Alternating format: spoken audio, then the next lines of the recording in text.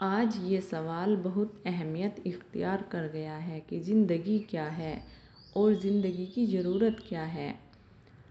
ہر کوئی اس میں بہت کنفیوز ہے۔ دیکھیے زندگی کیا ہے؟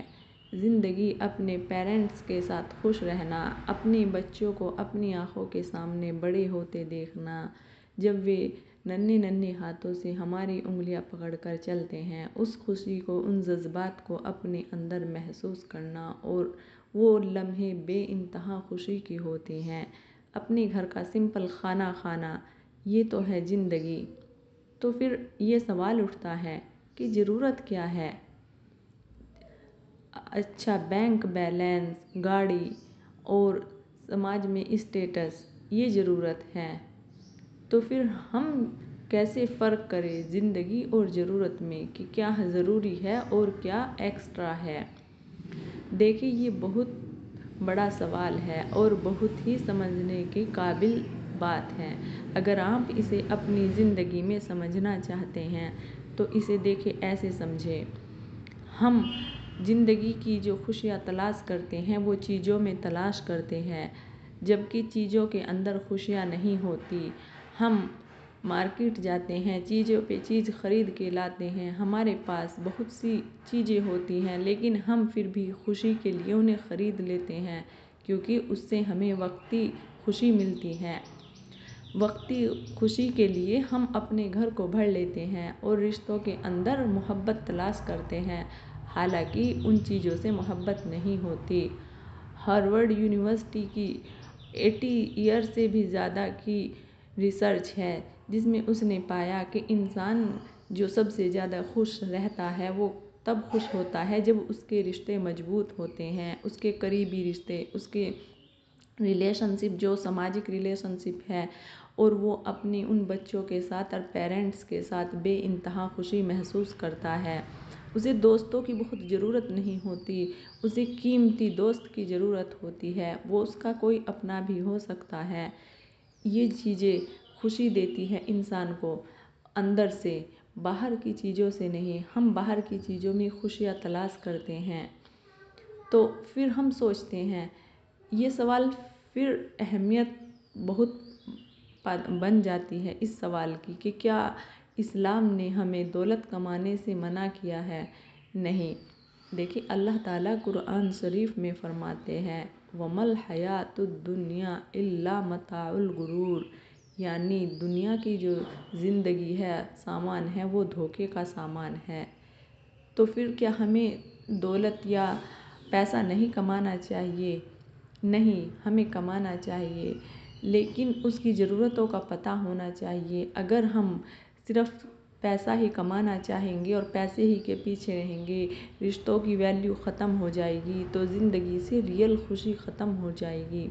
حضرت علی رضی اللہ تعالیٰ عنہ فرماتے ہیں کہ دولت تب تک اچھی ہے جب تک وہ مٹھی میں رہے، جب وہ دل میں آ جاتی ہے تو وہ بگاڑ پیدا کر دیتی ہے۔ آپ دولت کو کمائیں، لیکن اس طرح کمائیں اور اس طرح خرچ کریں کہ وہ آپ کے ہاتھ میں ہو، آپ کے دل میں نہ ہو، آپ کے ہر رشتے پہ حاوی نہ ہو جائے۔ دیکھیے اسے اللہ کے نبی صلی اللہ علیہ وسلم نے انسانی سائیکلوجی کو کتنی باریک طریقے سے سمجھا اور ہمارے لیے کتنے سمپلیفائی ورڈ میں ہمیں سمجھایا۔ انہوں نے فرمایا کہ ابن آدم جو ہے، یعنی کہ انسان، اگر اس کے پاس ایک سونے کی وادی ہو تو وہ دوسری سونے کی وادی کا خواہش رکھے گا۔ تو دیکھیے آپ کہ انہوں نے کتنی باریک بینی سے ہمیں دولت کو سمجھایا کہ انسان اگر دولت کماتا ہے تو وہ 1 کروڑ کما لے تو اسے 2 کروڑ کی خواہش جاگ جاتی ہے، وہ 2 کروڑ کما لے تو وہ دنیا کا سب سے زیادہ امیر شخص بننے کی خواہش اپنے اندر پال لیتا ہے اور اس کے پیچھے لگ جاتا ہے۔